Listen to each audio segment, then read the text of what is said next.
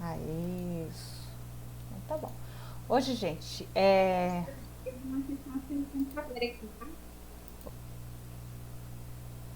tá bom, vamos lá.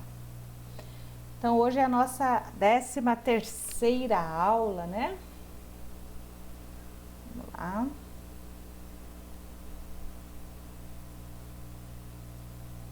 Isso. Então tá, gente. Nós vamos falar hoje um pouquinho, né, de percepção e tomada de decisão, tá? Eu deixei um material lá disponível no Classroom para vocês, tá bom? E ele inicia perguntando o que é percepção, tá? O que é percepção? Gente, a percepção nossa é uma consciência, é um processo intuitivo, né? Porque, gente, a percepção na pessoa, ela vai organizar dentro do indivíduo, tá? Para ele auxiliando ele a interpretar todas as impressões sensoriais para que ele possa dar significado dentro daquele ambiente, né? Às vezes vocês já usaram essa expressão, né? Eu tenho a percepção, eu tenho a intuição que fulano vai fazer isso. Isso quer dizer, é uma intuição, é uma parte da consciência nossa, sensorial, que acaba nos indicando, nos demonstrando, nos apontando o que está acontecendo, né? E às vezes, o que acontece dentro desse processo de percepção? Muitas vezes, o que nós compreendemos como percepção, eu vejo uma situação, e aí quando eu olho aquela situação, às vezes para mim, eu entendo ela de uma forma e a realidade é outra. Eu compreendo aquela situação de uma forma, mas a realidade é outra, tá? Mas para a pessoa que está compreendendo aquele sistema, que está compreendendo o que está acontecendo, né? Vamos supor, eu olho lá ao longe, uma mãe carregando o filho, puxando ele pelo braço, puxando meio nervoso pelo braço.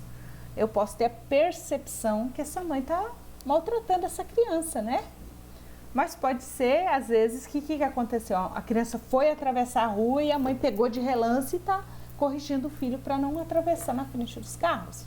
Eu entendi de uma forma, mas na verdade a realidade é uma outra objetiva. Isso quer dizer, o que realmente aconteceu foi de uma forma diferente daquilo que eu compreendi, tá? Por exemplo, em alguns lugares não existe uma percepção generalizada. Como assim? Você chegar numa empresa, perguntar para todo mundo, o que você acha de trabalhar aqui? O que você sente em trabalhar aqui, né? E aí todo mundo, todos os funcionários, tá, gente? Da zeladora até a alta gerência, falar que eu amo trabalhar aqui. É o melhor lugar que se tem para trabalhar. Então, assim, essa unanimidade dentro da percepção da realidade, isso não existe. Por quê? Um ou outro, dentro dessa percepção, né, dentro dessa realidade, não vai concordar, não, que não é o melhor lugar para trabalhar, não, né? Ou vai discordar em partes, ou vai discordar no todo, né? Então, assim, não existe essa unanimidade na percepção. Um ou outro sempre vão discordar do que está acontecendo dentro daquele ambiente, tá bom?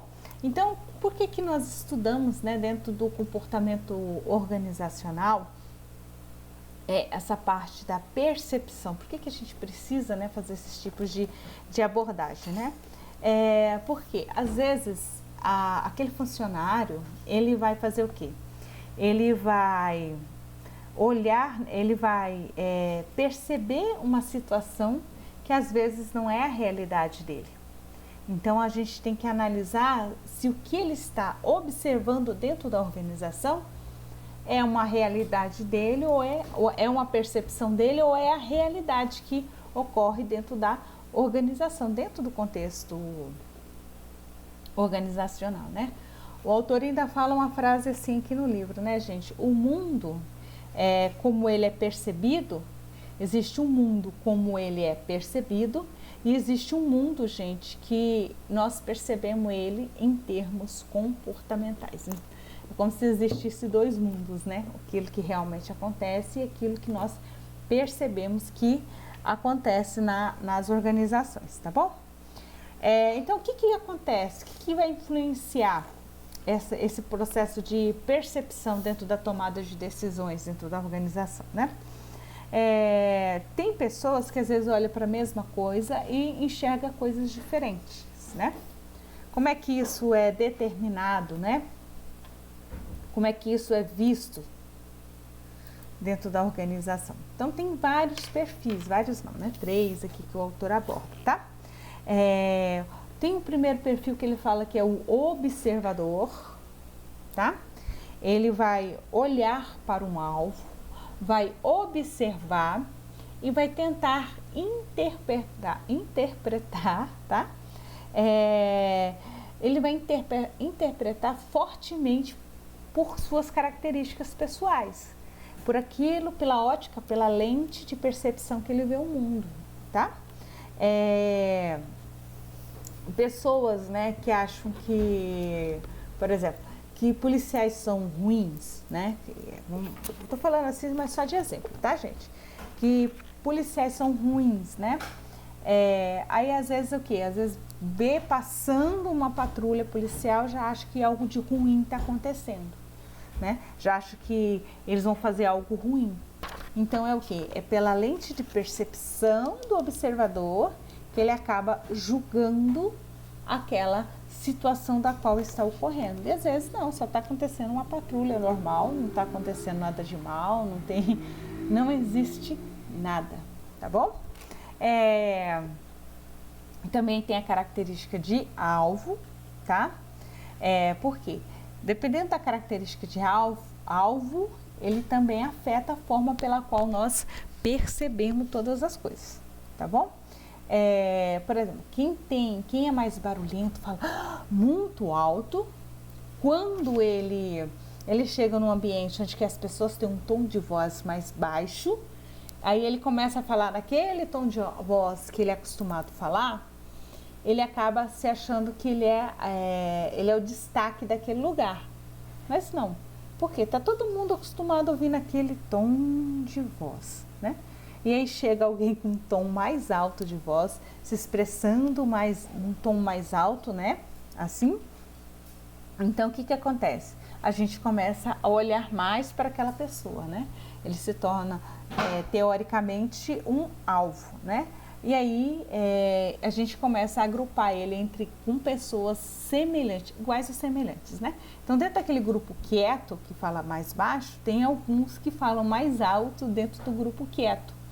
E possivelmente ele vai se direcionar para esse grupo de pessoas. Por isso que a gente fala que é característica de alvo, tá bom? E situação. Situação também importa, gente, tá? O que a situação importa, né? O momento que nós vemos o objeto, né? Ele vai influenciar, tá? A nossa atenção. O local onde nós estamos vendo, como estamos vendo, tá? Então, a gente, às vezes, é influenciado pelas situações. Eu vou dar um exemplo aqui, não muito legal dentro de situação. Hoje mesmo, ontem, esqueci o nome daquele comediante que faz A Minha Mãe é uma Peça, ele faleceu de Covid, né?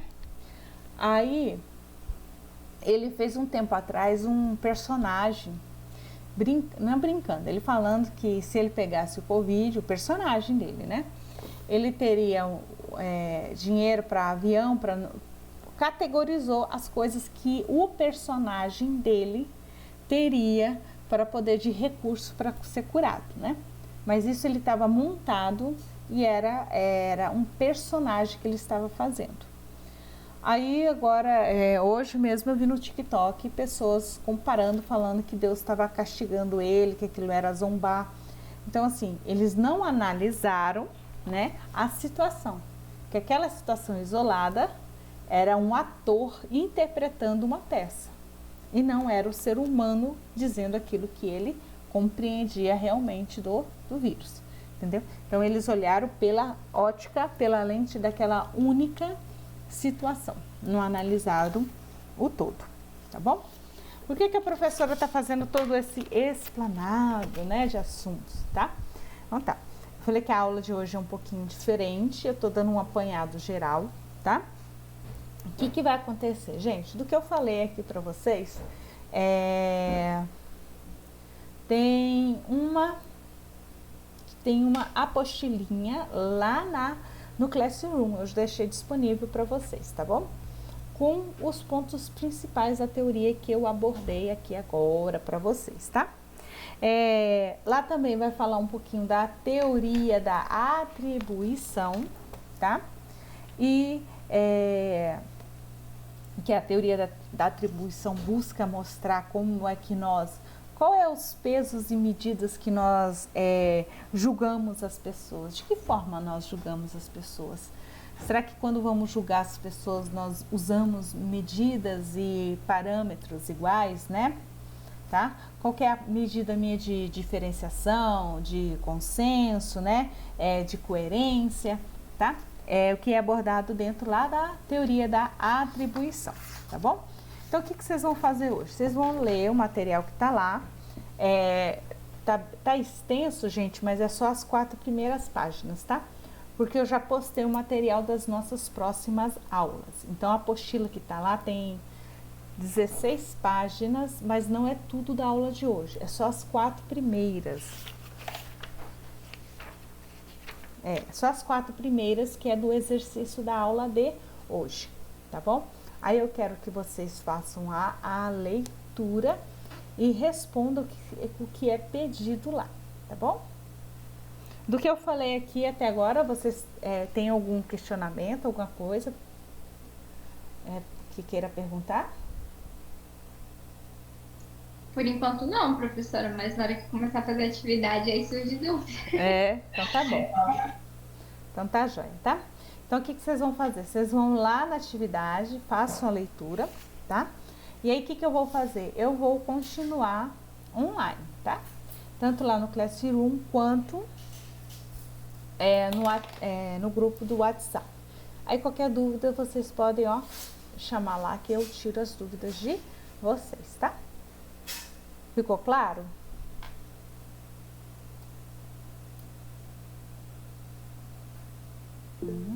Nayane falou, a Elisângela falou que sim. Nayane também, tá claro? Joana? Então tá já então, tá? Isso, então tá já.